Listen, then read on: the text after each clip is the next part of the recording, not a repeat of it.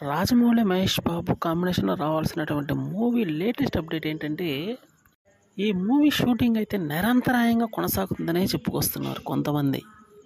అఫీషియల్‌గా పోస్ట్ ఏమి రాకపోయినా, అలాగని లీకులు కూడా లేకపోయినా సినిమా షూటింగ్ మాత్రం జరుగుతూనే ఉందని చెప్తున్నారు. అంటే ఒక మూవీ తీయడానికి 3 సంవత్సరాలు టైం పడుతుంది అని కొంతమంది వాదిస్తున్నారు కాబట్టి, ఈసారి అలాంటి ఛాన్స్ ఇవ్వకూడదని రాజమౌళి మాత్రం ముందే అండర్ గ్రౌండ్‌లో షూటింగ్ అయితే చేస్తున్నట్టు తెలుస్తుంది. కానీ ఎక్కడా లీకులు లేకుండా నిరాటంకంగా జరుగుతుందని తెలుస్తుంది. ఇంకా ప్రధాన మెయిన్ సన్నివేశాలను తీయడానికి అయితే వేరే దేశాలైతే వెళ్ళాల్సి ఉంటుంది. సో దానికన్నా ముందు ఇండియాలో కొన్ని ఏరియాలో షూటింగ్ జరుగుతుంది.